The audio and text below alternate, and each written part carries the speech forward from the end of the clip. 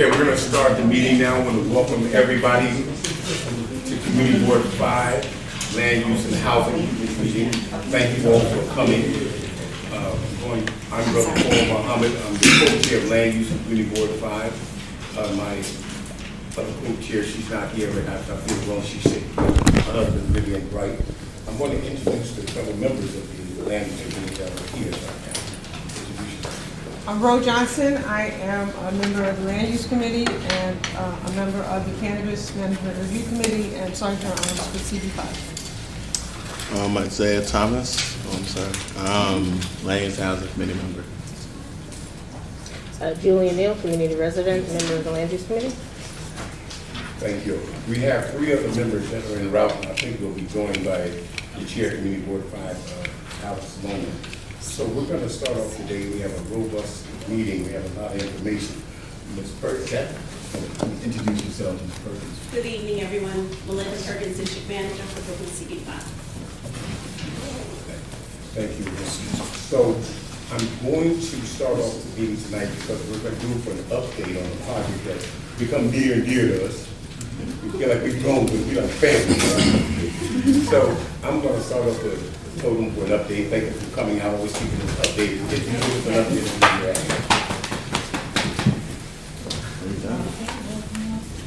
Thank you, Brother Paul, for that introduction. Yes, but yes. for those of you who don't know us in the room, I know we've been here many times, but I'm Vivian Liao, one of the principals of Totem.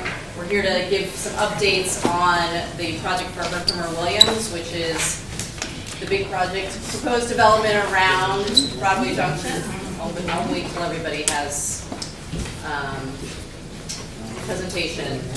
For those of you who don't know us, Totem is a Brooklyn-based developer. We pride ourselves on the approach to community development. I think many of you know we've been out here for the last 3 or 4 years talking to many of you to get your feedback on this proposal. And we're going to take you through some substantive updates that really have been driven by the feedback and recommendations that you all have made to us. So if you look at page 2, just to orient everyone, this is the proposed, everything in pink here is, you good?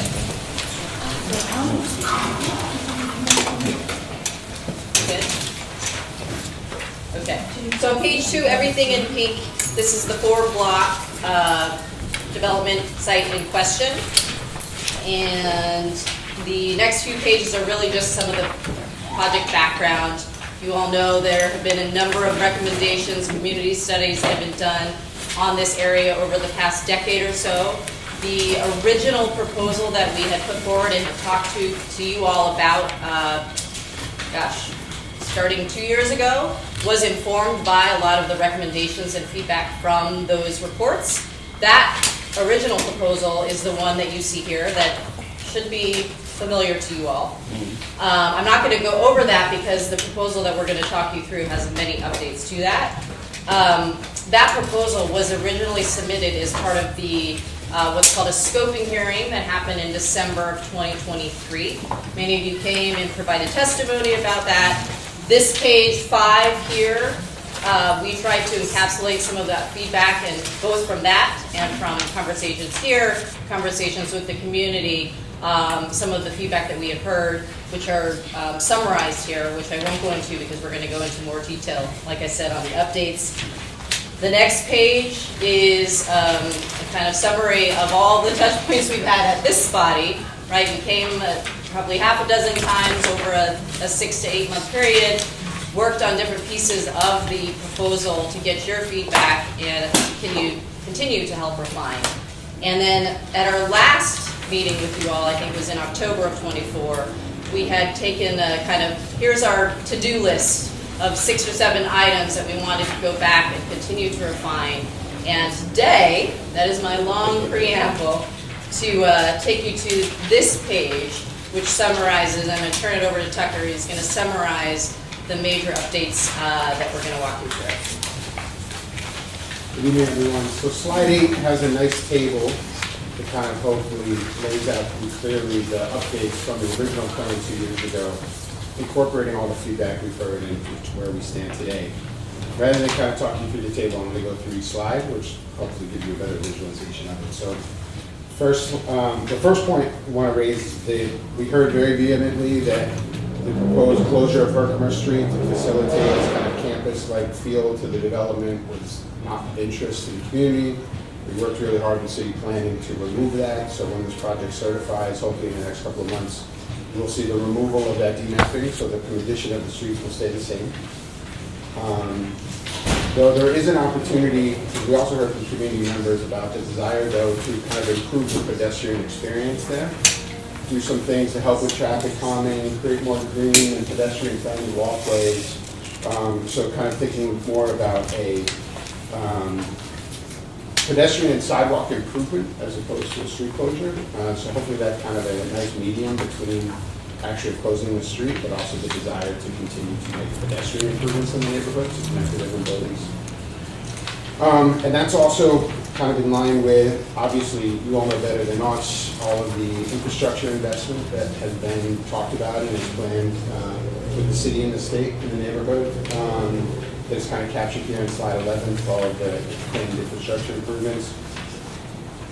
We heard very clearly that on slide 12 that the public open space that we were proposing on the corner of Herkimer and Syndron should be enlarged with city and state investment in removing parking along that space and creating a cohesive open space. We're obviously not in charge of that decision, but we've been working hard at your behest to try to coordinate with EDC on their investments in the neighborhood to facilitate that larger open space improvement. And we're hopeful that there's progress being made. Paul, we'd love to hear, I don't know if you've heard from EDC about where that stands. Yeah, we're talking to EDC on a couple of things right now. Okay. They came with us another project, which we definitely have to have a bigger meeting with you. Okay. Because, and then together in the same room. Yeah. But hopefully that's in the works, and hopefully that's a welcome sign that they're willing to move some of the parking to facilitate this larger open space. Next, on the affordable housing front, right, we've had a lot of conversations together over the last couple of years about precedents in the neighborhood. On affordable housing comps, folks pointed us to different precedents here, like Chestnut Commons, 5010, et cetera. It's really kind of looking at, it seemed like a desire for ELA level AMI income levels that are mirroring the ELA term sheet, maybe with some modifications to help it more fit in line with what's proposed here at Broadway Junction. We're still very much on board with that plan and have been trying to continue our conversations with HPD about mirroring an AMI approach that mirrors the ELA term sheet.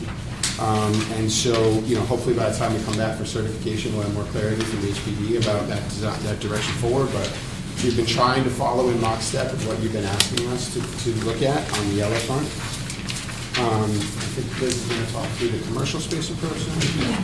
And on the commercial space, we also heard desires to sort of right-size the commercial space, the footprint, and reduce that. So in this new scheme, you'll see about 440,000 square feet of commercial space. We did, however, preserve about 100,000 square feet of manufacturing space, so that still remains in the project. And so you'll see essentially those two in the later phases, and then of course, which is one of the most important things, is we preserved the community facility space for job training, higher education, as well as the footprint. Next slide. Last time we came, we talked a little bit about the incubator space. So a lot of the larger footprint office space is in the later phases. But we've heard from you all wanting to focus on jobs. And so we've been working with a couple of our partners, one of which is in the room, LaShawn from the Central Brooklyn EDC, and essentially trying to put what we have called a down payment, sort of like metaphorically in the first phase, that's job intensive, incubator space, green economy, in the first building that's majority residential, but has that incubator space for community groups to program and facilitate essentially the real connection with the jobs for the future. So that's slide, and then the last slide in this section, the retail space. So in lockstep with the feedback on the community, on the commercial, folks wanted us to right size the retail footprint, right? So to make sure that there's space for smaller retailers, so neighborhood scale shops, mom and pop shops. So you'll see that the square footage has gone down to about 115,000 square feet for retail. And then hopefully some welcome news on the community front. Again, we're still many years away from having a physical building to offer to community, but we had a meeting with the Chancellor's office not too long ago, and we extended them a free offer to come and take space in one of the buildings in a 5-year free option to consider it. They are reviewing it with their legal department now, and the Chancellor promised us he'd come back to us with some direction one way or the other soon. I know nobody probably has that much sympathy, but the amount of time and effort it took to get there has been monumental, and I'm hopeful for, I think we're all very hopeful for some sort of positive outcome from that dialogue, and that they at least continue to want to explore space here in the future. And we've made that commitment to set that aside in the revised proposal, which is what kind of culminates here on slide 19, which shows, no street demapping, 1,000 units of affordable housing, 1,000 units of affordable housing across 3 phases in B, C, and D. Slide D, building D, where you see that kind of turquoise volume is what's being set aside for the CUNY option. So hopefully the CUNY could come and have a real presence at that East New York Avenue frontage. It really announces to the neighborhood that there's a campus there. If for some reason CUNY fell through, there's a backup option in the environmental to just pivot to additional affordable housing there. And so that's kind of where we stand today. I know we just breezed through 4 years of work and like countless hours of conversations to be respectful of people's time. We know we have a big agenda, and we also know that hopefully later this spring we're going to come back through certification, and then we can have our really in-depth conversations. But wanted to come and give you a project update. Well, I thank you for it. I mean, it seems like you have, I know you have, I've been here from the beginning with you. I just want to please introduce the members of the board that have come in, with the gold shirt on and the dog on there. And again, can you introduce yourself? Boris Santos, see him with the glow shirt, part of housing in Miami. Mr. Adams and Anderson Housing. Yeah, thank you. Well, and like I said, additional board members are coming in. I've seen the work you've done. Like I said, I see it go from 6 to 1,000. But we just got to drill down on certain things, because I know that you're still with the initiative starting with building B. Yes. Okay. And I'm very familiar with building B and the amount of square footage you have here. And the initial amount of housing, what are you targeting going to building B? Somewhere between 200 and 250 units, depending on where we can end up with HPD subsidies. Okay, and dealing with that other, the community up there, that's right. Yeah, sorry, go ahead. No, that's why I said we have to speak, because though CUNY, we were talking at trade school, whether they were CUNY, but we were also, there's something I've been working with in the background that's formulating right now, dealing with that public space that's in there, and it's a need right now. We're dealing with health. I have to be on a citywide board of Gotham, and the hospital now I'm talking to folks inside. We negotiated an actual facility out in Far Rockaway. It took up about 20,000, 30,000 square feet, and we have a pressing need right now. I'm also with East New York Gotham Health. I don't know where CUNY's at, but I know where Health and Hospitals is at right now. I'm talking to them right now about possible use of space. And your initial building that you're doing in there, the things that you're doing, we know it's a little different atmosphere now from when we started what we actually doing, financial, political, and so forth. So we're going to have to revisit certain things as priority. That's why I said our conversation is going to intense and increase talking to you about what we see, because you and I spoke about it, and I expect you to business, and I understand. I mean, I'm a little tiny one trying to get to know that you're doing big things, but we know that. Quite the opposite. Yeah, we know that as you look at the plans and as we go through the zoning, I'm going to ask, one of the big key things were actually, what was the zoning that you were required to do the building? And dealing with commercial space now that's actually been hijacked in this community, that's actually producing a lot of shelter space. We see it all in our IBZ. We got 2 other projects that's coming EDC, they're talking about a shelter. There's already one already, there's another. They're getting rid of the women's shelter and they're getting, and move that out and moving another one in. So in your zoning project, we know that shelters now are coming under commercialized zoning. That's what it says. So it's something that's a sad trick. You go from IBZ, we're talking about shelter and commercial. So we're really gonna drill down on that.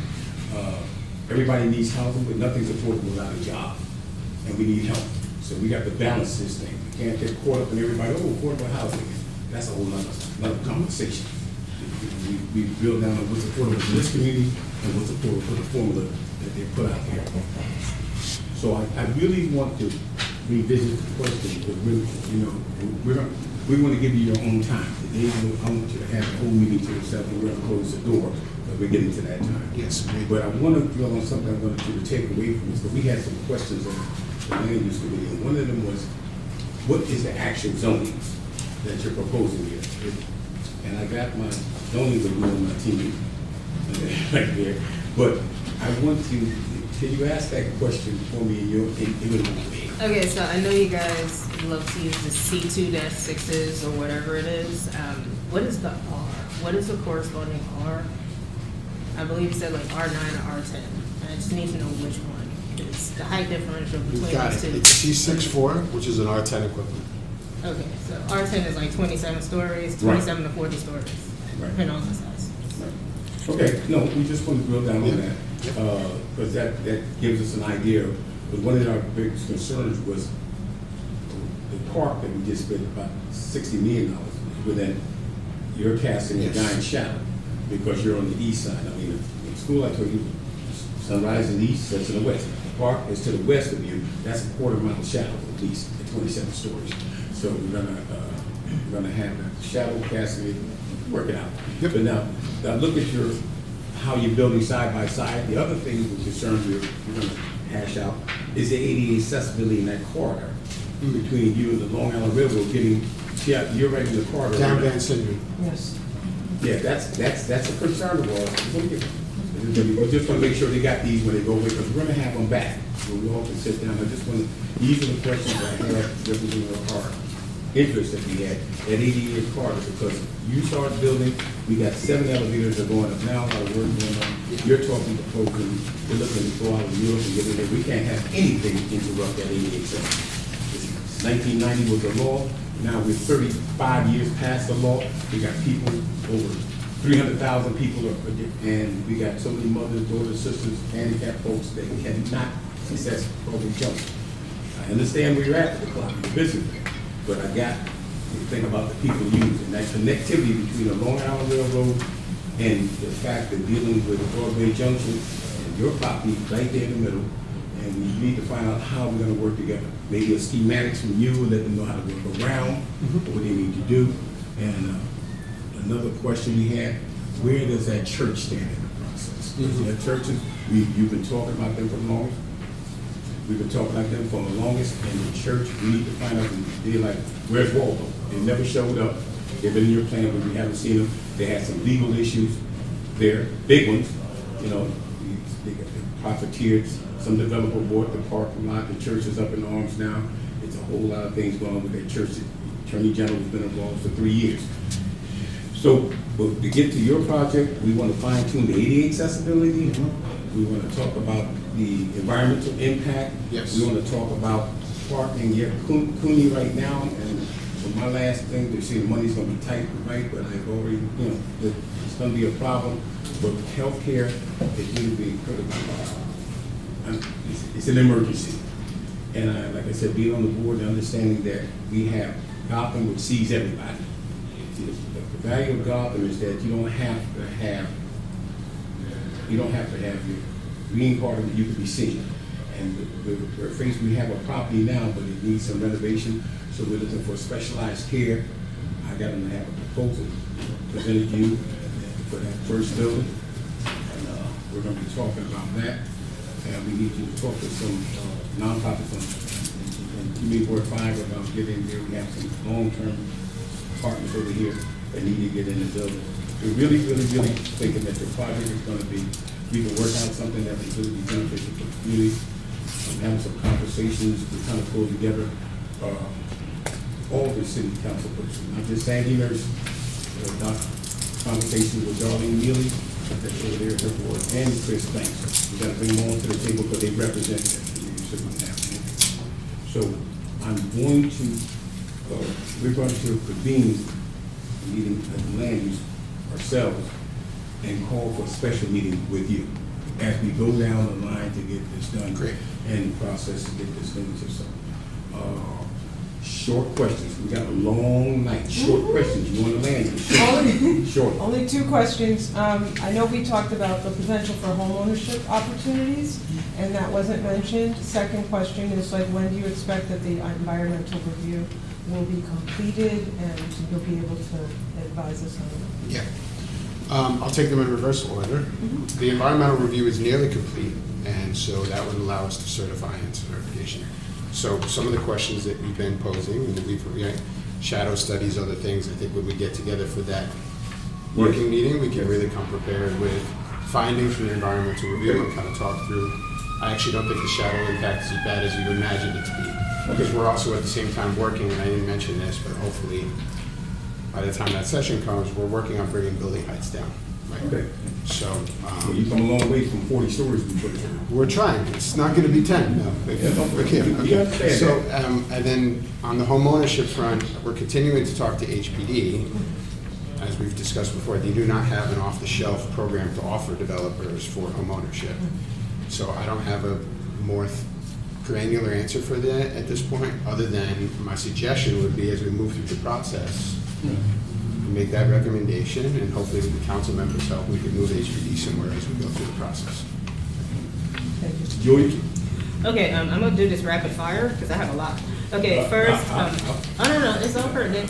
First, exactly how did you get Herkimer Street undemapped when you said it was city planning that required the demapping of the street? We convinced them with your help. That's And- surprising. Okay. Secondly, before you said that you were relying on one of the buildings to fund the rest of the project, have any more of your financials come into focus? Or So are you we still keep using relying this on flawed metaphor of down payment, and it's probably in Liz's head because we were joking on the way over here about not using that word. But please, it's a metaphor. It's not a down payment for I know it's not a paying down for- payment, What but we're saying that's is why I the said have first your phase of the financials become a housing, little bit more clear. the first phase of the housing is a fully subsidized HPD building. In fact, Okay. all 3 proposed towers of 100% affordable are fully subsidized by HPD. Okay. The commercial space that we're contemplating for the incubator in the first phase, when we use the word down payment, meant to be that there will be an opportunity for job incubation in the first building. Okay, so in the hopefully very unlikely scenario that you guys to go the route of Forest City Ratner and then Greenland for the Atlantic Yards project, AKA Pacific Park, like what's your fallback? Like how are you gonna fund this? Or is this going to become like a wasteland like Pacific Park is in Prospect Heights? No, I mean, we're more motivated than anyone after spending all these You years. say that to FCRC see wasn't either, but I like that answer. get built. I'm so If I sorry, can- just 2 more. just I can 2 answer the more. question or not. If you'd like me to, I will. If No, not, I then mean, I please. heard where Okay, you're fine. going. I'm Okay, okay go with ahead. it. I'm okay with Go it. ahead. So are there any transportation improvement plans that's in place? I see in one of the slides, you have taken away parking from some of the streets to widen the streets, increase the width of the sidewalk to accommodate the pedestrian passage of all these new people. Do you guys have any methodology in place for pollution and any other type of environmental reduction? And last but not least, you had mentioned before deeded restrictions for not having a hotel, but Yes. are you also looking into maybe some type of mandate for the types of commercial uses and the light manufacturing that this board is requesting? Or are Sure. you just going Love to hear what they to are. hope that city planning just abides by the decision of the board? That Rapid was like fire. 4 questions. Do you want me to try to answer them all? No. Oh, okay. No. Then hopefully we can capture them Because for our it's next, just, like I said, our no, next it's not conversation. Okay. Folks, each one you're gonna have 1 minute each. Thank you. That's all it is. Job opportunities, Yes. that's one. And being that there's so many variations of housing and the number of units, is there some conversation about daycare? I love that question. On the job front, we are joined by our friend from Crescent Consulting. I don't know if you all have ever worked with Bill Yeah. and his team before.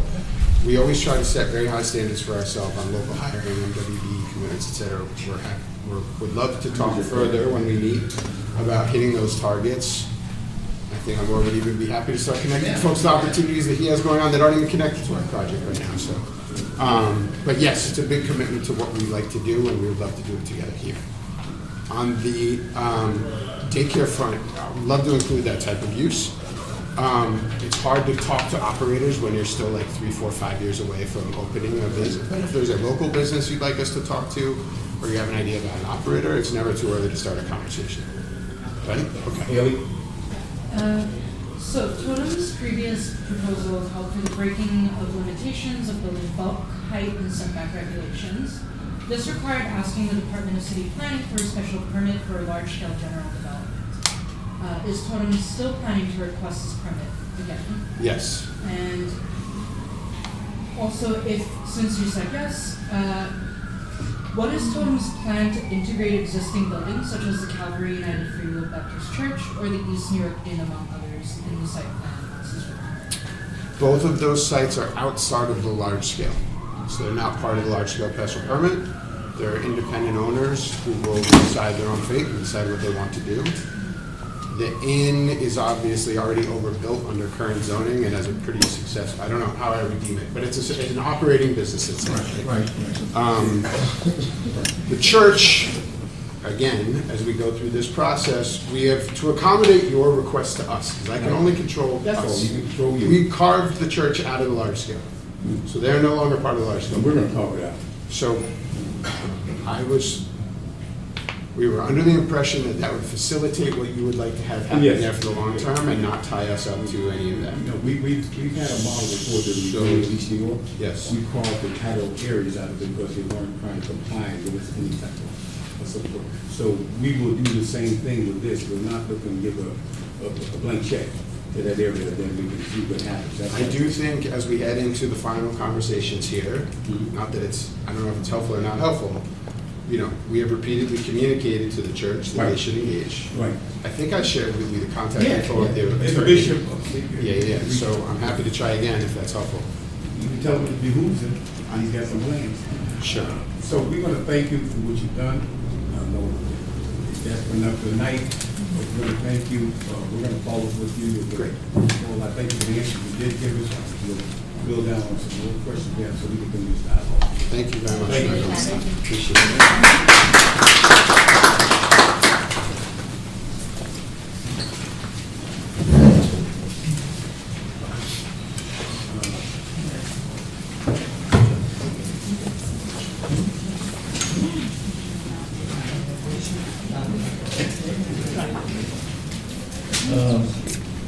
Let's see.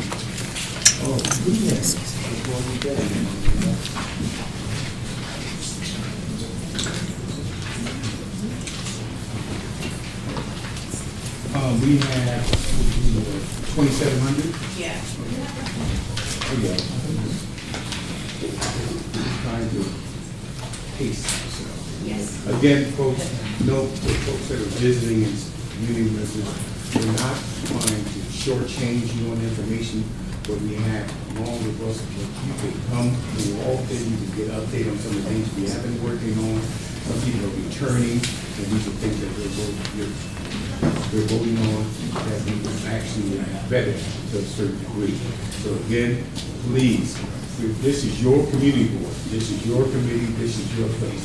So make sure that you, and if you want water, please take a second to come grab one. If you want it, or somebody can pass it back to folks. So we're really just trying to get to see what everything that's going on. thank all the members of the board. This is non-paid. I don't get paid over the table or under the table. The best of interest in my community. I lived here almost 60 years. My family, we own and bought, we're here. So we have a vested interest in having a future here in our own community. So thank you for that. And with that being said, Eric and the others, I think just to give a little background, Eric was here before they actually they purchased the property, and you might get a little boo behind it.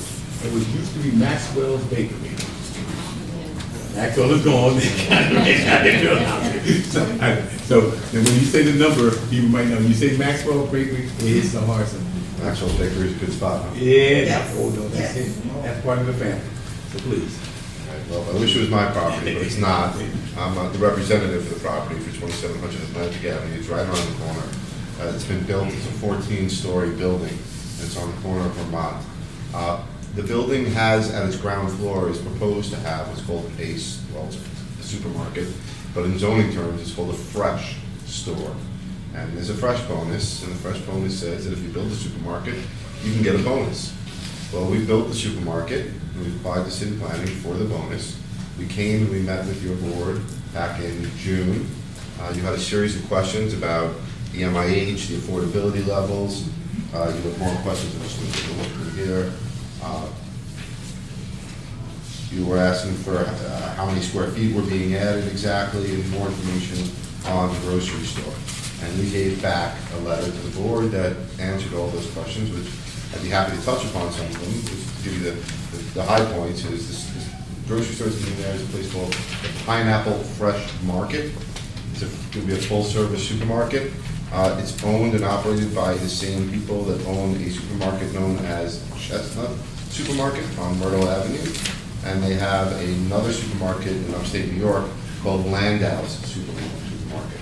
So that's the supermarket. It's a local family that owns it, and they'll be operating it. They have one right down the block, like I said already. As far as there was questions about the parking, how many parking spaces are going to be. There will be 92 parking spaces in the building. Most of them are required for the residential development. Residential, none is required for the commercial, but we don't anticipate that all of the residential can be utilized, and we'll make them available for the commercial. There's also a question about the number of affordable units. This building is built using mandatory inclusionary housing. It is not a fully affordable development like you just heard a moment ago, but it does provide additional affordable housing at 60% AMI, and the total units of housing are 231, and 52 of those 231 units will be affordable to people at 60% AMI. Can we just for reference, folks, when he says 60% AMI, and AMI in New York City is approaching $150,000 for a family of three, 60% of that represents approximately $90,000. My math is correct. So $90,000 a year. When we live in a community where average AMI is $40,000. So when you hear affordable housing, folks give you percentage translated into dollars. Then you see where you're sitting with. Great. Thank you. And the other question that was posed to us was the number of units there are and what their distribution is between studios and one bedrooms and so forth. So as I said, there'll be 231 units. Most of those units will be one bedroom, 146. There'll be 65 two bedrooms. There'll be 16 four bedrooms, and there's 4 studios. And those are your questions. I'd be happy to answer any more questions you may have. And before I turn it over to my committee, one of our great concerns, and I always write notes to myself. I still going back to paper, and I have probably read it myself sometimes, but I remember my script. We wanted to know, but that's the same vendor that came with you. yes. We were concerned by the vendors have some opportunities in this neighborhood, or if we have input about the vendor because of the people in their culture and so forth, trying to improve their service this community. So the vendors you have, you brought in before, and I understand you know them, but we don't, and we don't know the type of relationship we can build with the culture environment, variations of food. Number 2, with the, the possible local hunt. That vendor you brought before said he don't know because he already has folks that he got in mind. And that he said it's going to be kind of very limited when it comes to opportunities for jobs. The next thing I remember from the conversation, we had a concern about how these, MIH is MIH. We lost that fight with the rezoning issue in that building. But we're looking at the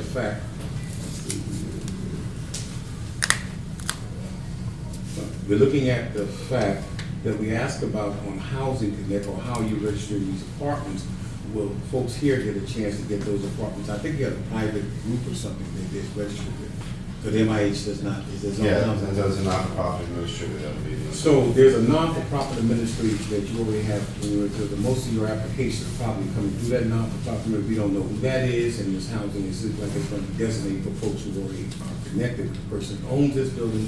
So what we're looking at right now, again, we answer the questions, but we're back at the same place. And I'm going to look it up before we're back at the same place where we're trying to figure with our sign up. See, they're here. I'm just going to make it clear. We as a committee and committee board, we have to give them a letter of support. Is that correct? You have to give an advisory opinion on this. Okay, so they're here to give us advisory opinion. We're asking questions that will see how this, our yay or nay, and how does that support our community as a whole. That's our job. We represent the 190,000 people that live in this community and how things are being built where they live at, how will it impact the quality of their life and opportunity for them. So questions we're asking is because we're asking those questions about that. And I'm going to leave it to a couple of committee members who have any questions. Please, go I ahead. just was talking to my colleague here, Isaiah. Didn't we vote this down in June? And so it's a point of information. I'm someone that personally supports this application, especially if we can cajole more units of affordability in support of the application.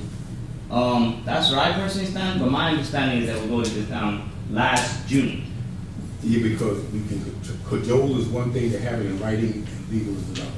Right, but I'm saying, if we're all in agreement of that. We're in agreement if we can get more out of it for the community. That's what we said. Excuse me, ma'am? I went to the board. We'll confirm talking that. about it on the board. We'll confirm it. Okay. We'll confirm it. I'm gonna have a sidebar on that. We're gonna confirm that. But I remember the problems we had. So now you have a question. I didn't have a question. I think you summed up everything that we had, the concerns that we had. And we did bring it, to my understanding, we took it to executive board. But my main primary concern is definitely the nonprofit that is selecting the people to, like, what is that process? Like, It's through the HPD, MIH process, the same as every other process. no, but I'm saying the nonprofit, like, what is the criteria? Is there a rubric for how you're selecting the? I'll put the board in touch. I'm not handling that component of it. I'm only handling the fresh application. We'll put the board in touch with the not-for-profit All right. components, so that way you can be made eligible, Go ahead. So, did you guys already start leasing the building as part of the lease up? I have not spoken to the owners about that. I believe they're starting soon. They don't have a CFO yet for the building. The building's empty. And then, so that's what I was gonna say, right? And the 13th and 14th floor, those are supposed to be like free market rate units? The whole building, everything, you don't really separate it all. It all gets blended together. Yeah. So the increased floor area allows for additional MIH to be created, and they're scattered amongst all the floors. Yeah, so so my question is that if we support it and it's the 13 and 14, it'll be spread, like if you get additional square footage, you'll get additional affordable units. Yes. But like, their question is not. So I'm asking if we give them the support for 13 and the 14th floor because they put the supermarket in, is there gonna be additional affordable units?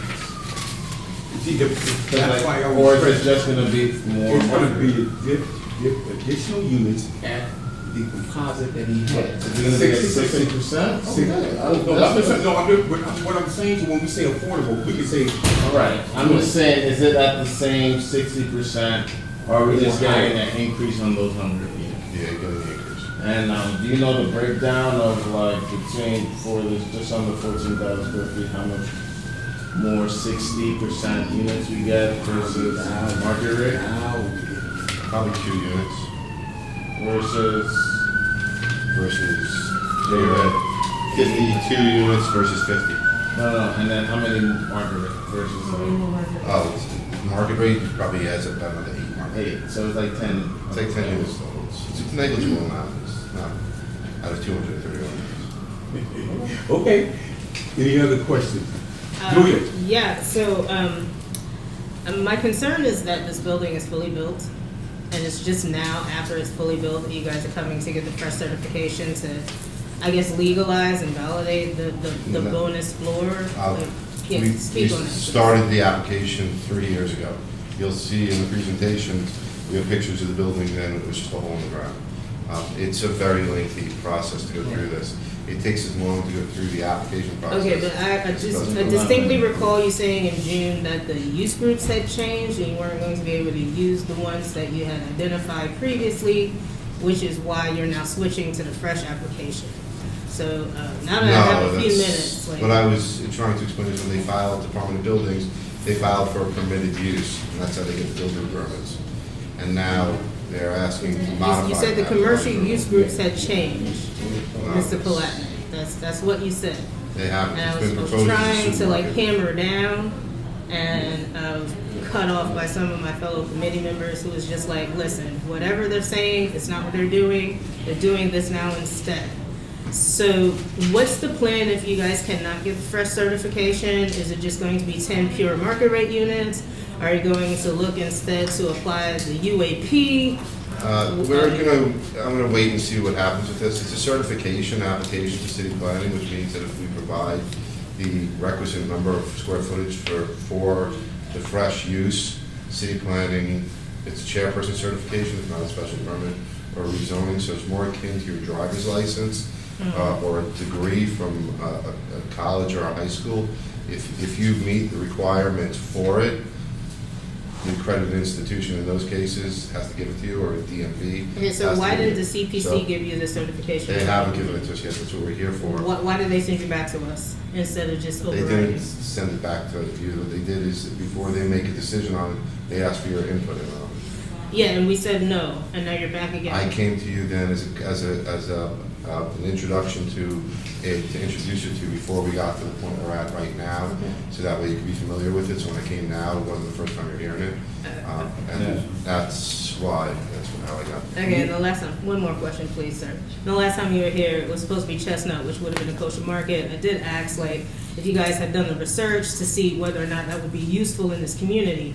And your applicant said it's not going to be kosher, which would have been a disservice since this community does have about 25% Muslim population, which could have benefited from that kosher market, since kosher and halal are pretty much very much aligned.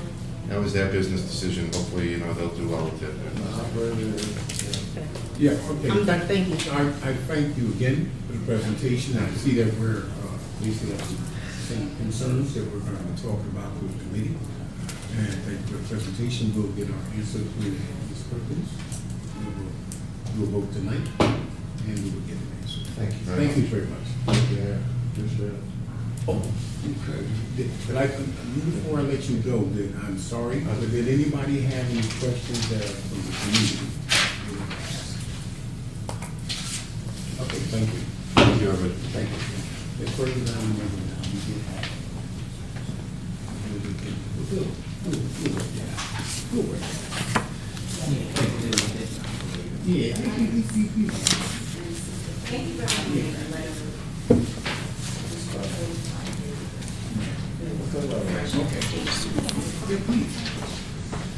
All right, folks, we just been joined by our chairperson for Community Board 5, just came in.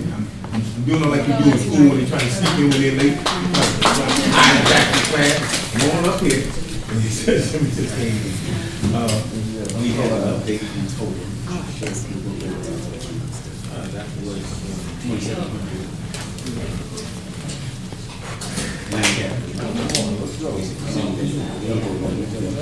all right. Okay, so we have a presentation tonight from the Parks. Do you want us to come up? Yeah, please. Okay. Welcome. Is here okay? Yes, thank you. Okay. Stand on the X. No, I'm just kidding. Good evening. Good evening. Thank you for fitting us into your agenda. My name is Colleen Alderson. I'm the Chief of Parklands and Real Estate for the New York City Parks Department.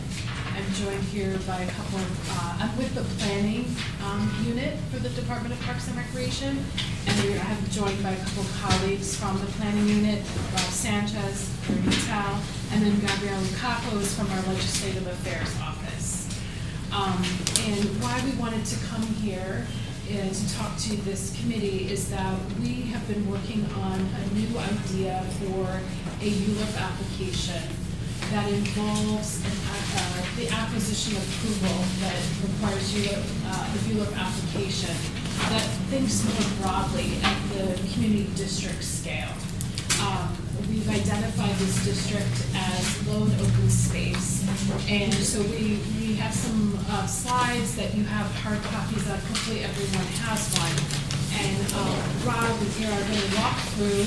We have about 25 or so slides that talks about the background of why we are thinking about this new type of ULURP application to create new public open space in the district.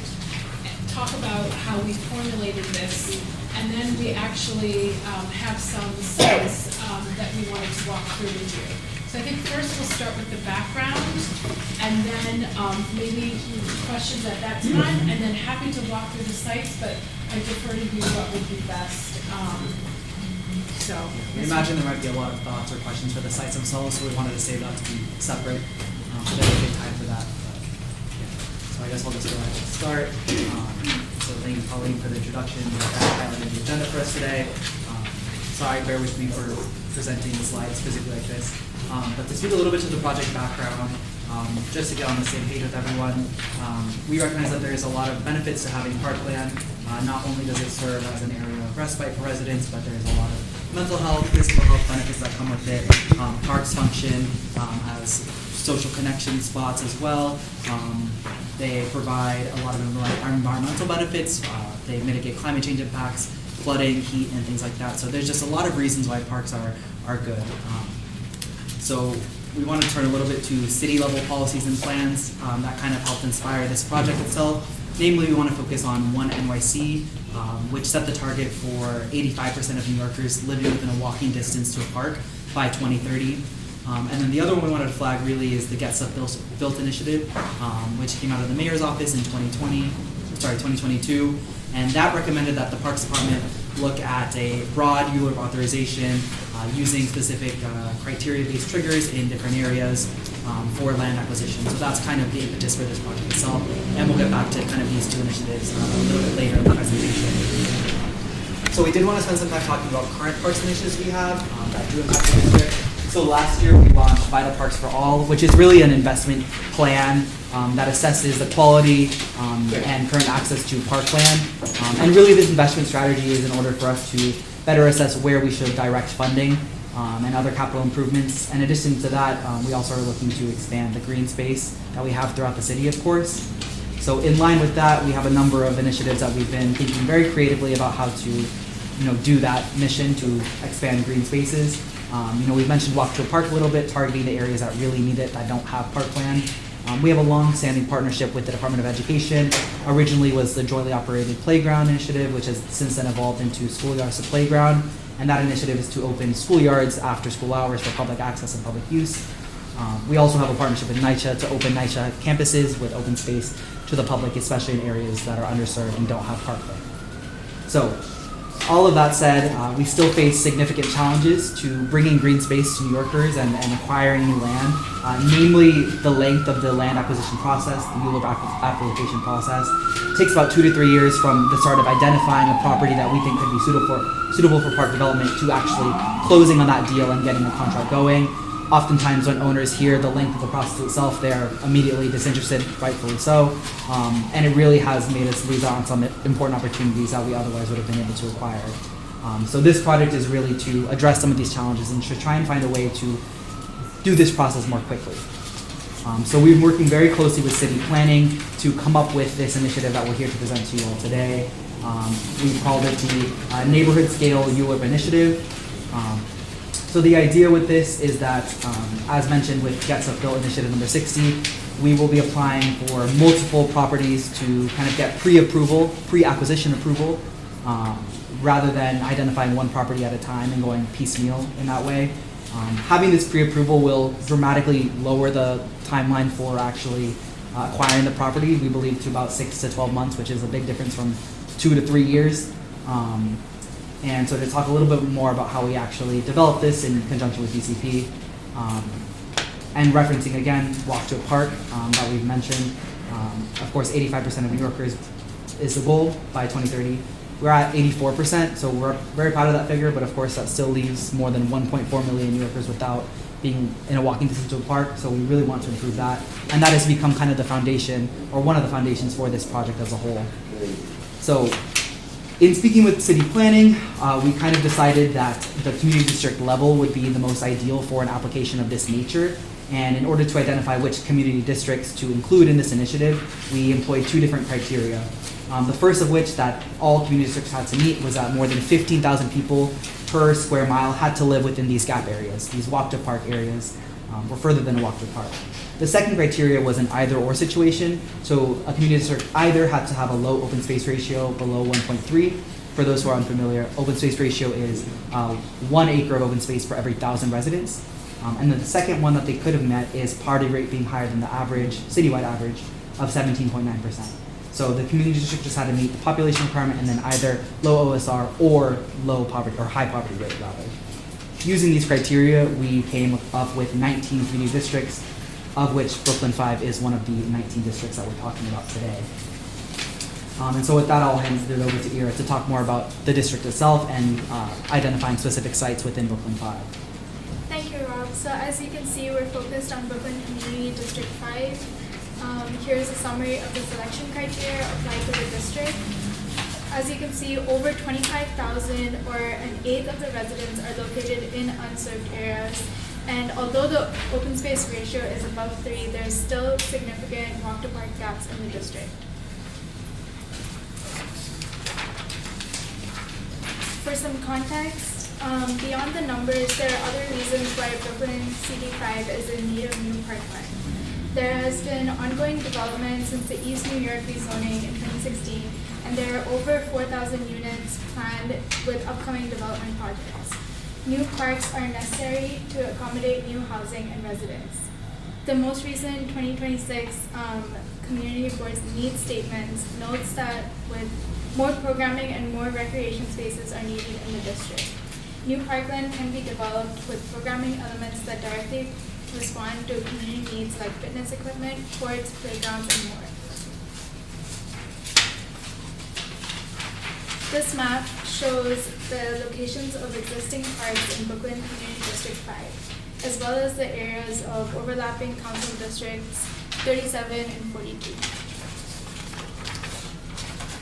We also wanted to highlight that there are many existing parks resources within your district that currently have limited operating hours.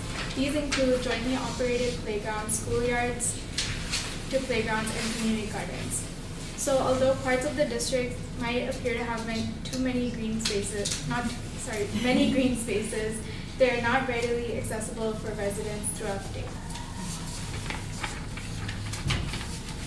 Now that we've identified the community districts to target in the ULIPs, we developed criteria to identify potential sites for parkland development. These are the primary criteria and also an example of a site that meets the primary criteria in Community District 5. We will also run through these sites at the end of the presentation.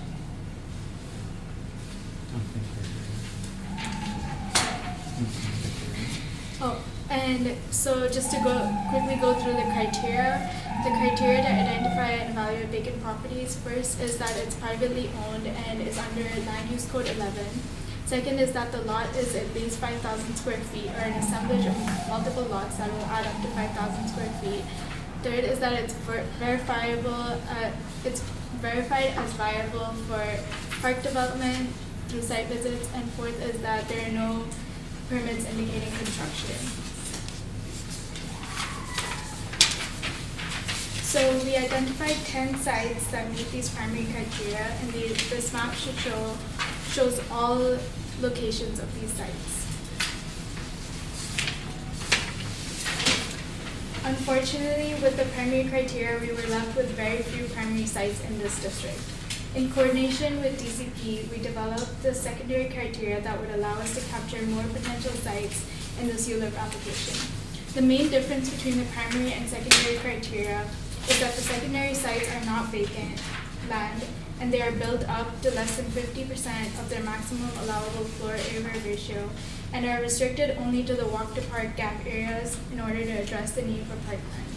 Another note is that these criteria exclude lots with residential uses.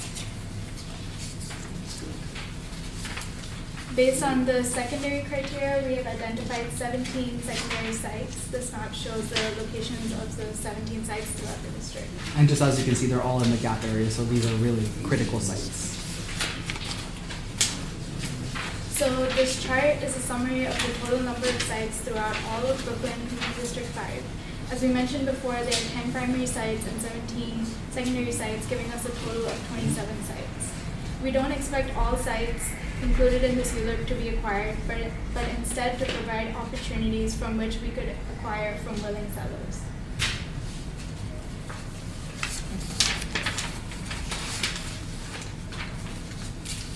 We also want to flag that in coordination with DCP, we've developed a sunset clause of 10 years following the approval date of this ULIRP application. This means that this application will expire after a 10-year period, after which parks may choose to submit a new application with new sites. As part of this ULIRP, Parks is required to inform owners of sites in the project of the time and place of all public hearings. These include community board, public hearings, borough board, or city planning commission public hearings. These notices will help start conversations and gauge interest in the owner's willingness to sell their property for parking. As for the next steps and timeline moving forward with this project, we have briefed all relevant council members on this effort, and we plan to meet with the borough president in the next couple of weeks. We have a tentative certification date of May 19th for this ULIRP. So I want to take a pause there and just address any questions that might have come up. I know that was a lot of information. Does anyone have It is any? a lot of information. Yes. We thank you for coming, because this is the initial. Yes, yeah, I should have clarified this. This is like a Yeah. before, application would be like all of ULIRPs that would come to the community board. We haven't certified this application has not been certified, so this is like a preview of the application. Yeah. Isaiah's a genius. We're going to depend on him to recount everything you said. And behind Julia, but we thank you for it. But at that juncture, can we just, anybody have any questions or just I just wanted to know what's your overall budget for the acquisition of these properties, and what's your wish list number of how many to acquire? Well, as Susan was explaining, we're looking at 19 districts that meet our criteria. We have about $30 million, which is, sounds like a lot, but depending on the site and with park development, I will say that major initiatives, it depends on OMB if we can baseline. So once we get through ULIRP, we have some to maybe do 2 or 3 sites. And then following that with the ULIRP in place, we would hope to baseline funds to be able to acquire, as property owners might share their willingness to sell and move forward.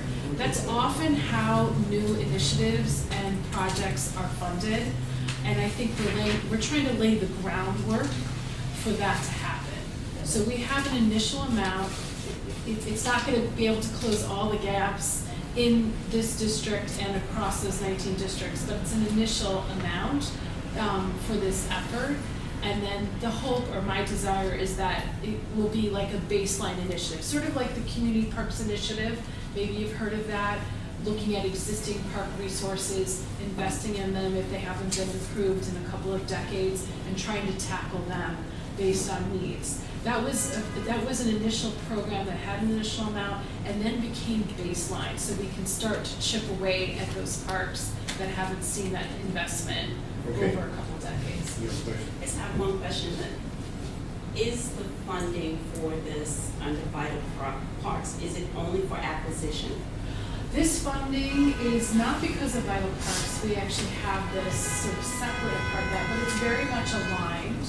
It would be, we want to do acquisition plus development. But is that the only choice? Because we weren't a part of the initial conversations, so I just wanted to understand. No, this is intended for new parks, so the acquisition of private properties and the improvements, yes. And the improvements. Yes, So it yes, would we be don't want to just existing have. park land. No, that money that I spoke about is for this specific effort, for new park resources. And that's a choice that was made by, Well, we're always aspiring to add new parkland in underserved areas, so that is dedicated to this, it's mayoral funds. That sounds like really. I just have one really quick follow-up. Let me This just give it this up. 30 Wait, million. Julie, let me just give it up. I Includes just the want to say AIS, something. that's all. Go ahead, please. I just want to know if this 30 million also includes the cost of the EIS. The environmental review, Yeah. for the funding would be for, actually, we're able to address environmental review for the acquisition using an exempt action. When we go to do park development and acquisition, we will have to do due diligence, the hazmat review, landmarks, what have you.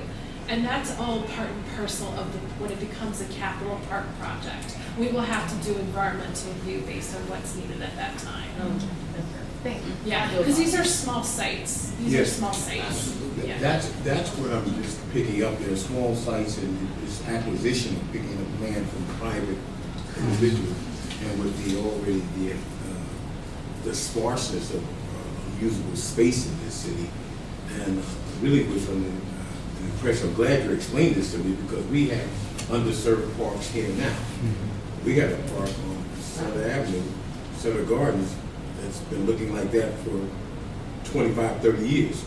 So you're here, but we have parks that need vital services, and you're trying to buy more land, but what about taking care of the ones we already have? So this, right, I'm looking at this, and the acquisition, you're a city agency getting land that goes back, technically, your department is still your city, you're under the city charter. So it's the city buying more land to put back in the city coffers. And it's really got a problem with that. And we got these underserved parks we already have here.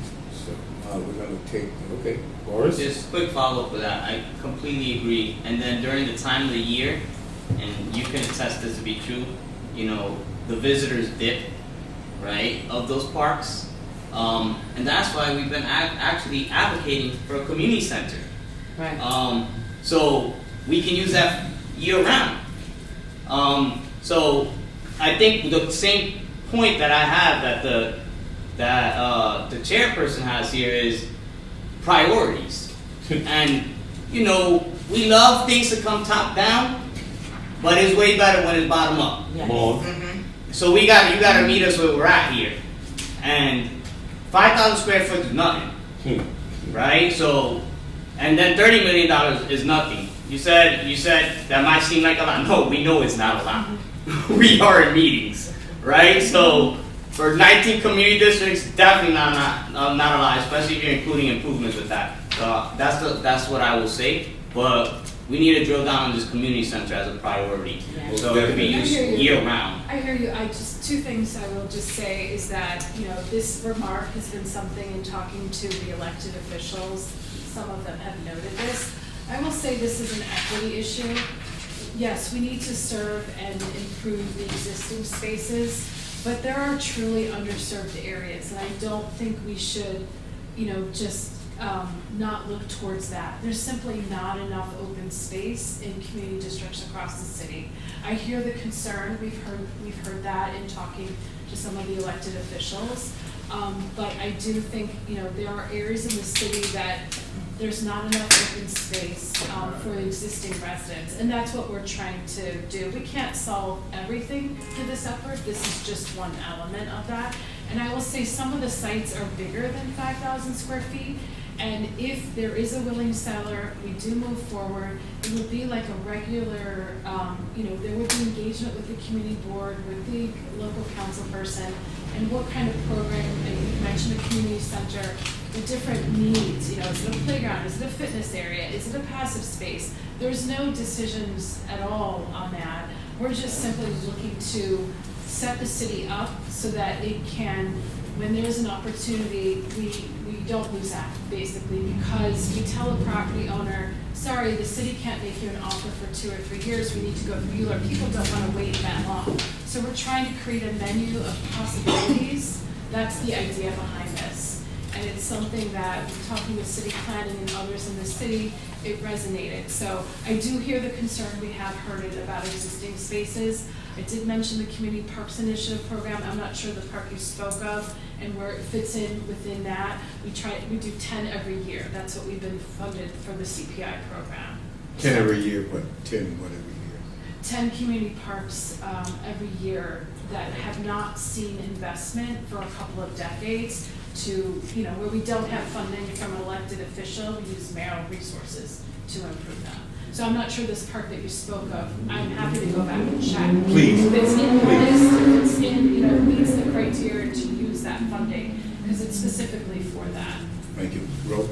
I'm going to go back to the existing spaces because I think it's important to understand if the experience at those existing spaces, and we have a lot of parks that don't have comfort stations, restrooms, proper lighting, etc. If the experience isn't adequate at those existing spaces, the investments should go there first rather than adding more that are going to either be uninvested or underinvested in, and then it's going to be it's just more places with a terrible experience. I think the community board did recognize that the area is under, I believe you were right in your remarks, like the need for more open space was something I think that was called out. And so there are probably many different things with the park network in the district that have needs.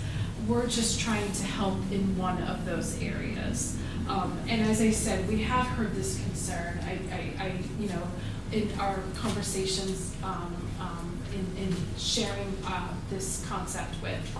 So I understand it completely. Yes, so that's it. I was going to ask the same question that Ro had. And then just for my edification, thank you for your presentation. How does it happen that parks fall into disarray? I understand that there is, you've already shed light on the fact that there's a certain amount of time that goes by in which a park now needs reinvestment. But there appears to be several parks that are just not kept up. So even that creates unsafe conditions for lighting, as my colleague said. So how does this happen? How does it come to be that parks just kind of fall to the wayside? Yeah, and as Colleen said, we've heard this from many spaces, and we are very sensitive to it. We love our parks as much as anyone here. We don't want them to fall by the wayside either.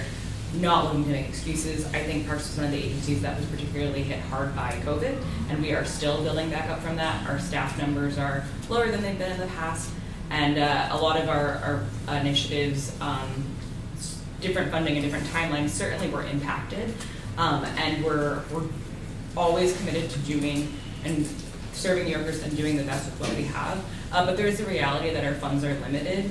It's budget season right now. The council and the mayor are negotiating the budgets. We can share what we are actively doing, but we do not play a role in the negotiating table the way advocates do. So if you're very interested in like agitating for more dollars to go to your local parks or more attention from your local elected officials, I'd recommend getting in touch with New Yorkers for Parks and their Play Fair campaign if you haven't heard from them before or aren't familiar with them. They're doing really good work to try and increase the city's Parks Department budget. When that budget's bigger, we can just do a little more, we can hire more staff, and it's like, you know, those maintenance workers who are out there every day doing the little upkeep, picking up the trash, who are cleaning up the restrooms where they are there. That's a little bit that goes a long way. So I would highly recommend tapping into advocate networks. The work we do for the agency directly is a little bit different. It's less advocacy, it's more of this behind the scenes, slower process of bureaucracy. And yeah, I think, you know, the story of how parks end up in the state they're in, it's a long and frustrating story of a lot of the history of New York, but we really are doing our best to combat it and be aware of it. And I think pipelines like this where we see opportunity to, in the future, have more parkland and have just better overall neighborhoods that are more connected and stronger are ways to combat that. I agree, 100%, I think I just wanted to respond to, so we observed, and a lot of things happened in COVID, but this was before COVID, and I do understand the history of the city and the sanitation, so I get that, yeah, I get it. But again, I think the feedback to take from this group is that the prioritization needs to be for safety, for cleanliness, for utilization. Having other spaces is important, but we need to get that together first and then expand. Thank you. Yeah, absolutely. Julia? Okay, HPD consistently comes to community boards like 5, 16, 4, etc. Many of which are in your historically underserved locations. And says that the HPD-owned properties or city-owned lots are typically too small for any type of development for affordable housing that a community needs. They tend to fall into the square footage that you guys are identifying in these privately owned lots. So have you looked into where the city owns some of these smaller lots to see if the city would transfer the deed and ownership to DPR instead of you guys having to go out and use this paltry $30 million to try to purchase land, which is you don't have enough more than say 5 properties realistically. But if you could get the transfer of city-owned land already to you, this $30 million can go a lot further, especially if you don't have to then spend money on an environmental impact statement because you're not converting a former mechanic shop or a former dry cleaner or a former gas station, things like that. It goes a long way. So if we're looking at it from an efficiency standpoint, me looking at an agency like DPR that has been historically underfunded and conceivably in the future will continue and persist to be historically underfunded, I could just say that we do have property transfers. It doesn't require a change in deed because it's already owned by the city. We're part of the that's city. great, but we want you to have it in perpetuity. Yeah, no, I understand. Not until like a Bloomberg comes along and says, oh, the city's broke, we need to sell it. So when property, OTB, anyone? when properties, we do have property transfers at times. Typically, if it's a site too small for HPD to realize for housing, some of those tend to be can be used for like community garden purposes, and we have gotten some transferred in over years. We do have in the urban renewal areas where they have planned out open spaces. 2 of the 3 spaces down in South Fountain Avenue, 2 of those 3 spaces are done. Those are small 1 acre, I think 180. They're bigger than 5,000. So we do work with HPD. There's not a lot that they bring to our attention. We don't have any in our attention right now, like the kind you're talking about. But over the years, we have, gotten transferred. They surrender it to DCAS, and DCAS assigns it to the Parks Department. It is something that makes sense, and it's can be used as public open space. So it does happen. I don't think there's anything afoot here, but I hear your question about efficiencies and existing city property. As we explained, we're constantly working with Department of Education because not all schoolyards are open to their communities. And so we constantly are coordinating with DOE to look for opportunities to open up more schoolyards. It's existing city-owned property. It's a question of expense funds for the custodial staff to open them up on the weekend and after school use. But there's hundreds of schoolyards across the city that are not open.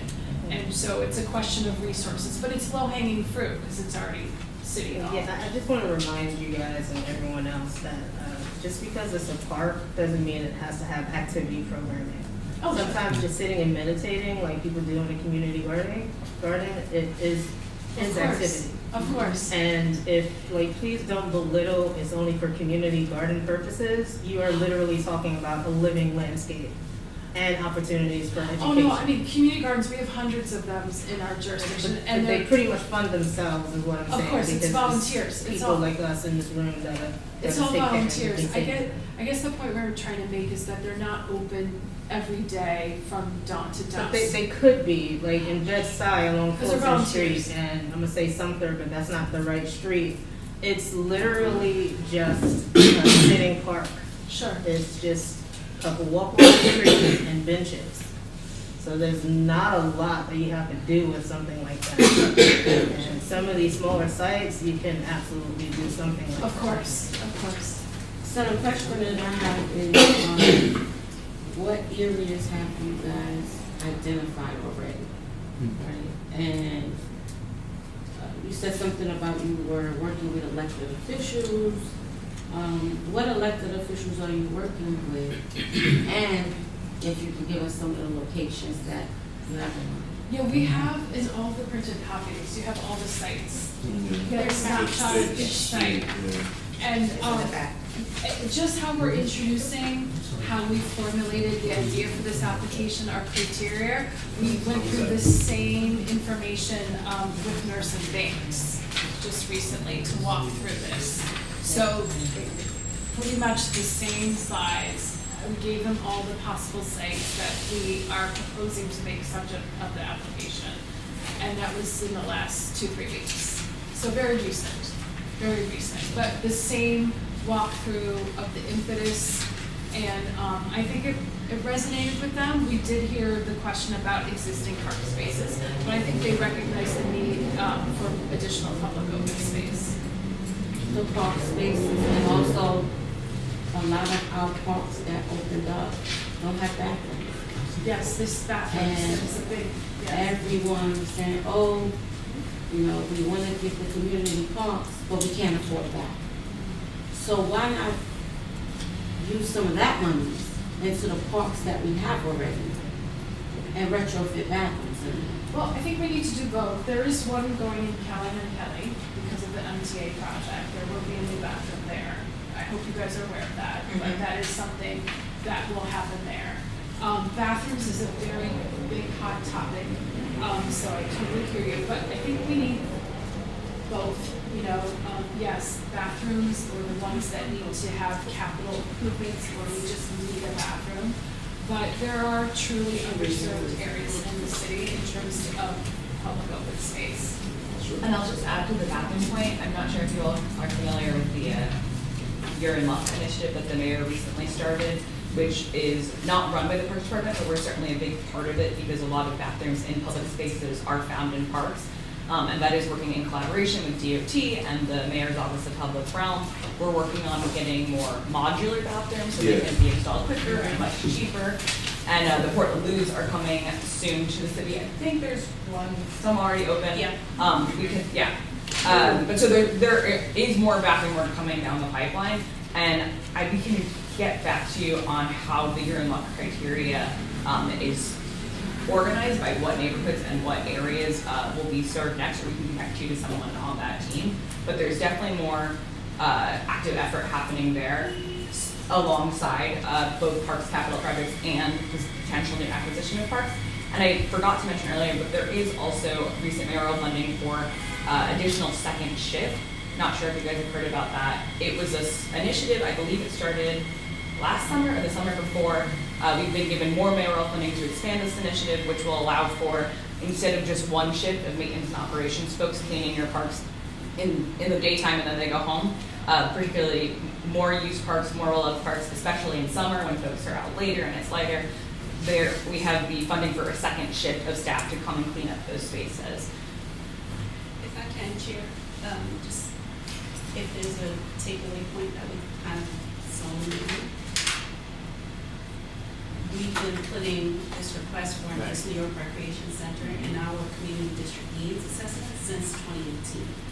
And boards are planning boards. And if we're looking at this huge capital, dollar amount that's coming into the agency, and we actually have existing park land, why wouldn't that be the priority as opposed to going to DCP and having all these planning discussions about various sites and so forth, when the community board has been asking for this because of the growing population, because of the model that was built in Brownsville with BRC and the amount of services that it provides for families, the indoor pool, activities, nutrition programs, senior programs. There's so much that's in that space that parks can be proud of and that a community like ours can really benefit from. So when you get this huge capital allotment for our district, why would we try to reinvent the wheel by sharing it with these smaller sites that could be picked up later on through development as we're pushing, when we ask for open spaces, we're pushing developers to include that in their development as opposed to utilizing our city dollars. That should come when it hits us, we're like, oh my God, $30 million. We can get our council members to add to that, match that dollar, and have the fantastic East New York Recreational Center that we've been asking for years. Have you discussed that with developers? Absolutely. And Commissioner Marr has had this discussion with us for a couple of years. Yes. And he's confirmed. I'm sorry, go ahead. I meant with developers. You said you would talk with developers. About open space? No, within a larger proposed development, the idea of. No, I was saying, when you spoke about open spaces, that the community board has been asking for open space, we're talking about with developers who are coming in to include open space with these huge 2,000 unit developments to be able to couple open space with that. Sure, like the one, yeah. Do you have a specific site that you guys think makes sense? Sutter Ball Fields. What is it? Sutter Ball Fields. Okay. And Marty Mark said that it's not a problem to do so. It's just a matter of money. It's money. And he said we don't have to lose the ball fields. Right. Like we can have those ball fields still exist on Right the back there, end yes. and have our rec center, which would be, I it think- would really benefit. I think Commissioner Marr did tell us that we probably would discuss this. He knew we were coming here, and he did mention it to us, because I think it's, as you said, been a long-standing request. Community needs this. Yeah. And the 30 million, is it just our district or is it amongst all of us? That's all of them, right? What's what? The 30 million. Yeah, It's not just our it's what district. Parks has in our budget, but as I said, that's just an initial stab, and the idea is like other initiatives for the city to baseline it, so that we can help I was address. second the whole, like, looking at the BRC, they even like liked it, but like, I used to swim there, to help me like go to boarding school, get me full scholarships, and like, I'm from East New York, but I used to go over to the BRC, Right. represent Because we didn't have them, because we didn't have it. So like, if it's more like, East New York goes way back, so if you did that, it will like, I don't know, help me a lot. And that's why I made the comments that I made about top down versus bottom up. Because we've been advocating for this for half a decade or more. So I don't like that you're taking notes after the fact. So thank you, Madam Manager. Well, here's the thing. We gotta just be in constant conversation because we take it to the top.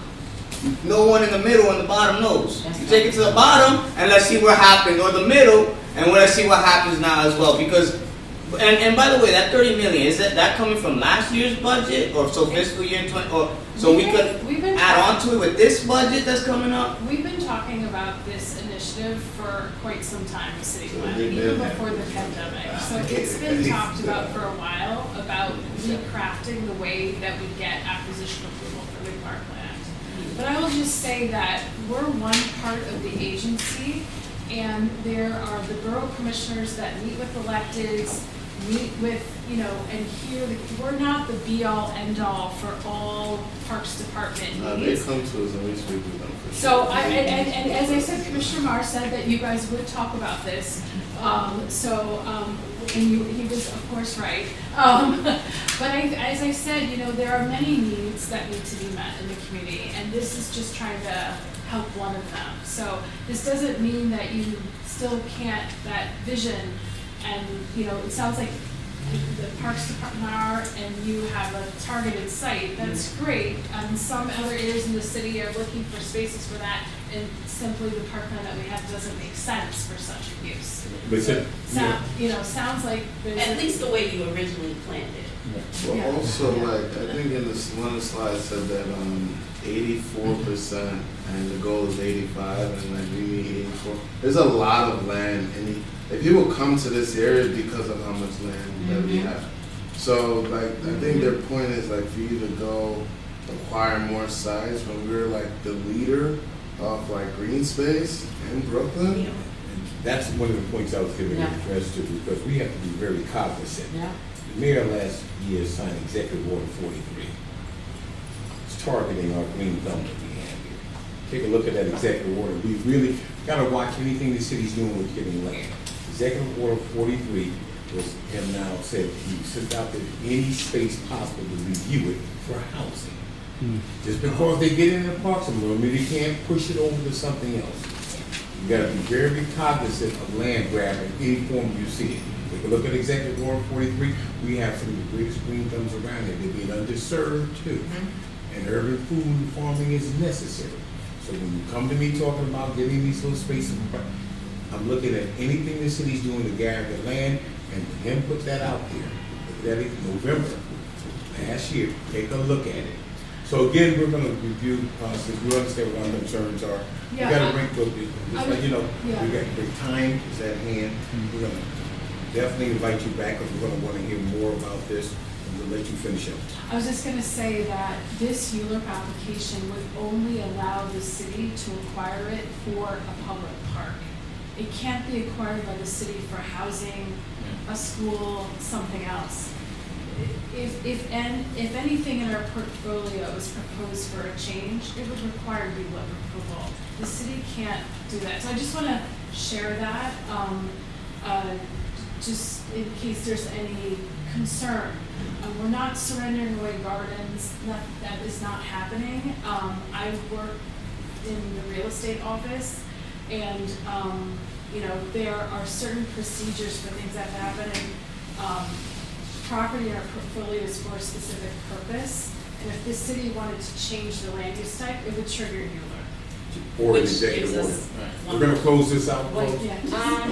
She didn't answer my colleague's question about the budget.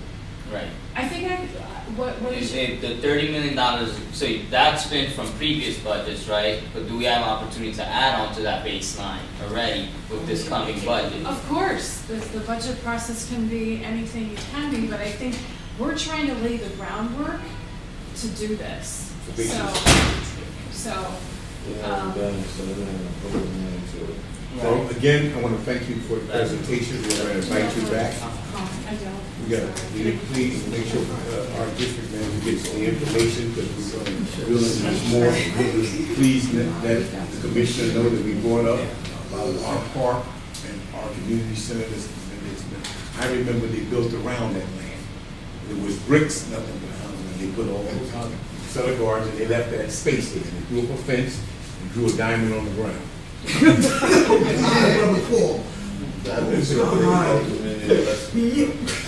Telling you, live here long enough, you'll see it. The line is fishing. Not at all. 2 square feet. They drew a diamond on the ground and drew up a fence and said you got a park. Absolutely like it for Commissioner. Thank you all so much. Thank you. Thank you so much. We appreciate your work. Yeah, we appreciate it. Get that baseline up. Yeah, you just got transportation money to get back and forth to see the I understand this is very. We gotta get the baseline, we got the staff, we need maintenance, Thank you very much. 1%, that's me, ain't doing anything about that 1% budget. All right. I thank everybody for coming out this evening, because we have a voting item we have. We have a voting item. We all know that's going to be an interesting short vote. But we have a voting item. So we have to revisit, we had the presentation for 2700 Atlantic Avenue, formerly Maxwell Bakery. Back to us again, we asked them for extra information.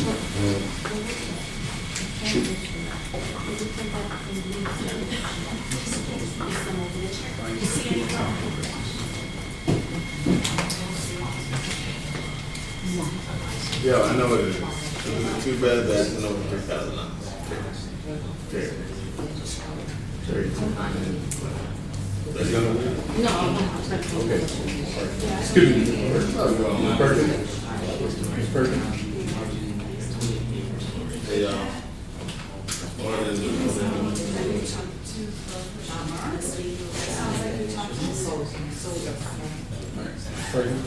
We don't have any more candidates, so we need to get those. Thank you again for coming. Thank you. We don't have any more. Yeah, I heard.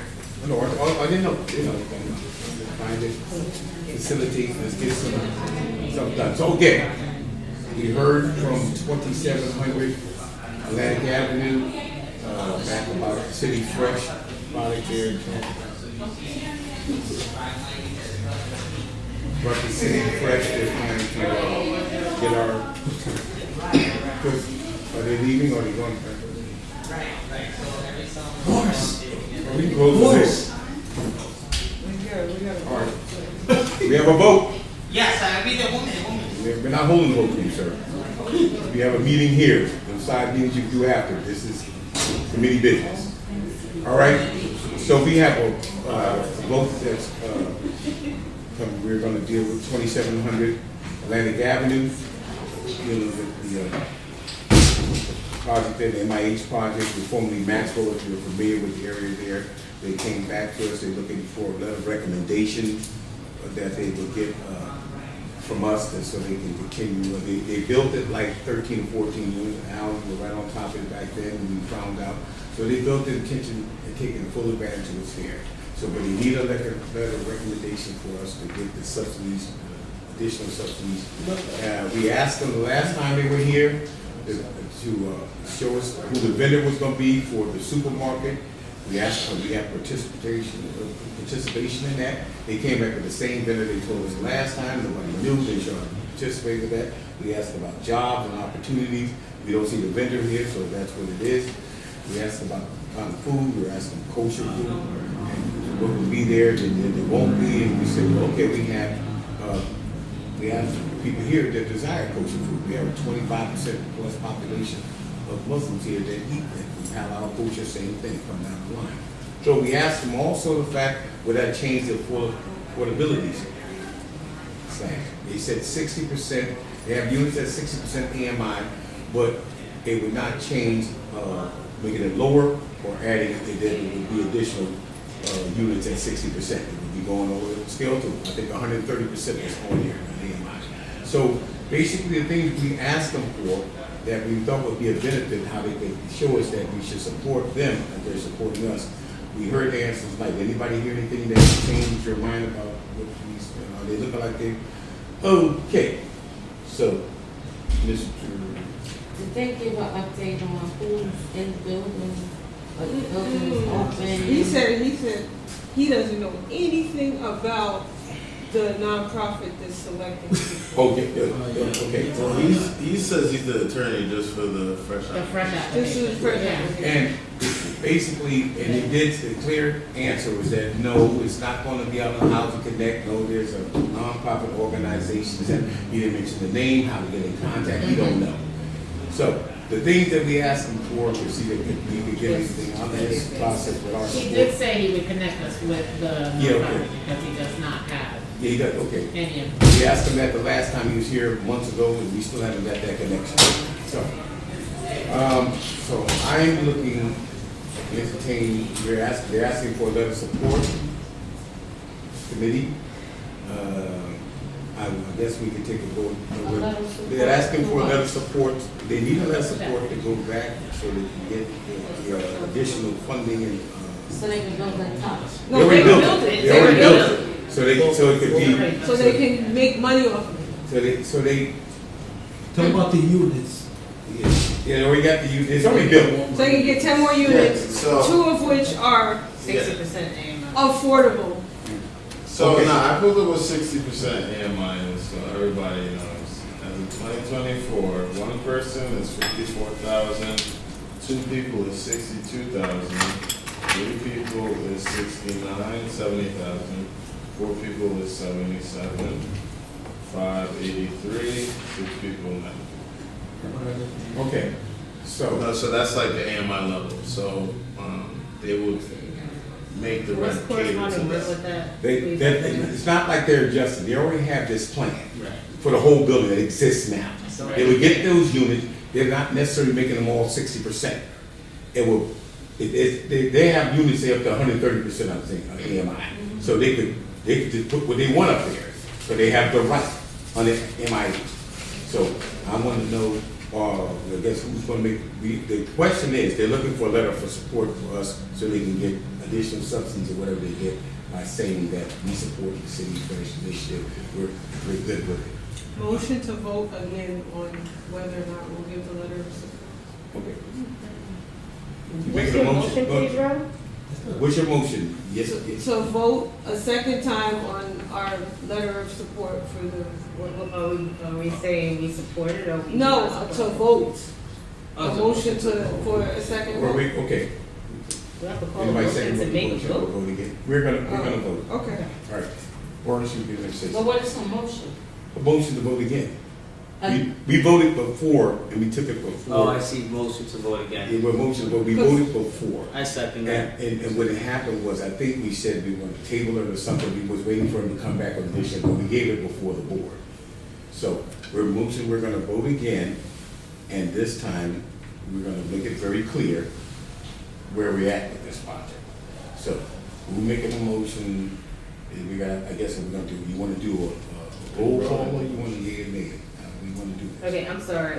Well, what is the motion? I do not want to be the one to make the motion because I'm sorry, in good faith, I do not support this project. No, You understand? It's So a at this motion point, for- That's what, we're getting 2 extra units, but I'm sorry. I we're don't with you support 100%, we just need to make that. it. So, Okay. This is So- not the vote, it's a motion to vote again. Why do we need to make a motion to vote? all right, folks. Okay.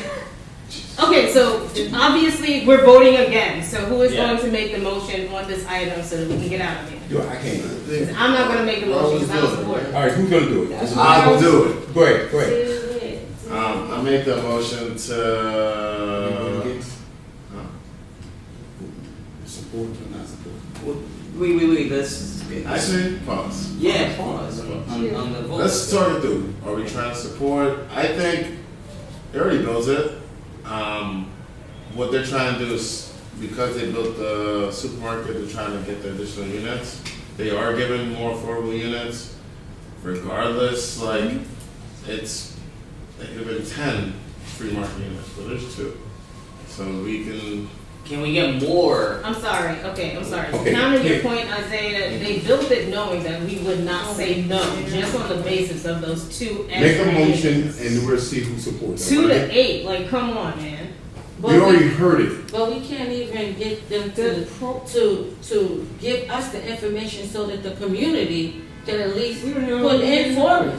We're not even being considered Let's for get the to the property point. in our community. They built the building, let's make it clear, they built the building out of MIH, they know the game that they're playing, they're already a stacked deck. Do we agree with, are we gonna support this kind of negative behavior? That's what we need to ask. Especially for a program that is for our community. We We know- don't even know if we We can know get all of it. that. Where are we voting? Do I have to make the motion? Motion to decline their letter of support. Okay, do I have a second of that motion? Okay, bro, I'm sorry, can you repeat your motion? Repeat. Motion to decline, to give a letter of support. Period. Okay, I second. Okay. Got third. Okay, well, I'm sorry, because you know I'm a stickler for the rules. Right?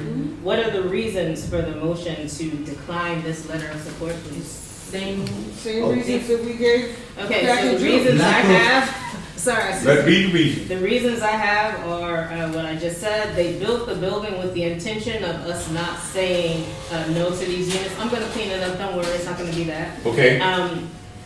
If it were kosher, like that would feed the needs of up to 25, if not more percent of No the input to the vendor population. that's going into the building. The 2 extra units of 60% AMI is insufficient. We advocate for more. And my God, I can't even read my own handwriting. No more deeply affordable apartments to support the That's the community. main Okay. reason. That's the Yes. That's the main reason. You No give more us deeply 20 more affordable units, we apartments good. that support the community. So, Okay, so I second Rose's motion with those, All right. those reasons. all right, folks, it's a vote, folks. This is a new vote, it wasn't voted on. Okay, so bottom line, let's vote. Don't talk, let's vote. I agree with the motion, we do not support it. Okay.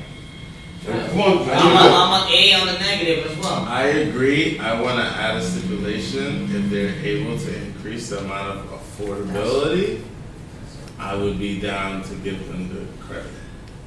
He said, That's an amendment to the motion as a second, or actually second that amendment. I'm sorry. I accept the so the friendly we say no, amendment. but No if to it, you, if they, accept as the If motion they maker. increase the number of affordable units. affordable, what do we mean by affordable? Well, then I would say, Increase the number of 60% AMI units in the.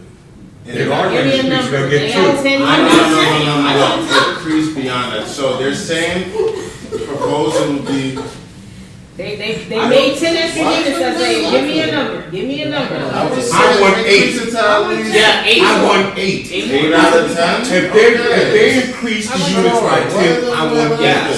60 units, I agree with that. I want Okay, 8. great. Okay, so so I just want to remind 8 out everyone of the that 10 units. the fresh application increased the number of units available in the building by 10. right. They 20% increased the of square that footage, is which- 2. Now, I just want to, I hated City of Yes for housing opportunity, but universal affordability preference is the same height Yes. differential. Yes. And the extra 20% bump that a fresh gives, so with under UAP, all 10 of these units could be affordable at 60% of the Thank age. you. Okay, so folks, time is going on and I gotta get out of here. So we've been discussing this, we are clear that we don't support this. Let's get clear on our language that what we want, if, we'll support it if he does what? That's 10, yes. all 10 of the additional units that are going to be gained by the acceptance of the letter of recommendation, all 10 are at the 60% of Or less. Or less, 60. or less. 60% or less. That the community of AMI, also that the community should be should able be to able to benefit benefit from. People who live in the in the community. community. So now there's two things you're saying. You're saying that we should be have access to applying for this apartment because we don't know who is handling it. Exactly. So that's two things you're saying. Now we've We asked- want all the units that he gets, all of them. We're not gonna stop at that. If he gets 10 units, we want him at 60% or less, and we want the community to be able to apply through this nonprofit organization that he had to get access to the park. Do you second that? I sure Not to just apply, it have like a requirement that those additional 10 units, Well, that's a set aside. yeah. Okay, we're up to 25% set aside. I second that. Okay, I second that. Okay. Do you second that? I do. All right, that's second. So we have I- I don't have access to my roster to do roll call vote. Okay, so let's, Are there anyone not? all right, let's roll, say your name. Rose Johnson, We're gonna go through Adam Zaman, Isaiah, I say Are aye. y'all yes? I was I'm saying saying 2 feet away from me, man. I just said here. Okay, folks, serious. Let's get this vote done. Yes, no abstention. Okay. Let's go. Let's go. Rose made the motion. The reason we want all Yes. 60% or less, we want access to have, we want to be able to get those apartments, community access. All right, do that now. So you seconded, where you at, over there? Aye. Mr. Boris Santo. I'm an aye. Isaiah. Isaiah? Adam. Aye. Rowe. aye. Julia Neal, yes. Anyone else want to? Paul Muhammad, yes. Madam Chair? Yeah. Okay, that's unanimous with the AP stipulations. With the statement. I want to thank all of you. I need a motion to adjourn. I is it on the I second that. Wait. Oh, did she go? I'm sorry, I didn't realize you remembered the committee. I forgot, she said we were quiet in the Scott corner. too, I'm sorry. That's us here. No, he's not on the committee. All right, I'm not on the committee. Okay, so we got, so we got a unanimous vote with the stipulation, folks, and we had a motion to adjourn. Who seconded? Seconded. Thank you. Have a good evening. Before you adjourn, Ms. Perkins is making copies of our cannabis flyer. We would love for you to go into the community because we're actually trying to go after these bad actors that's opening up these cannabis shops all over the place. We had a conversation with NYPD as well, and they are willing to put the flyer as soon as you come in the precinct. Because people may not feel comfortable speaking to the police, where they can scan it and put all the information in, and you can all be on the same page. So, I've asked that the cannabis flyer go into every committee folder so that we can get the word out. And if you can, in your neighborhood, your stores, whatever, if they're willing to post it, please take it, make copies, and have them posted. I would ask that we all do that. And also visit our CB5-ENY YouTube page. And Instagram. And Instagram.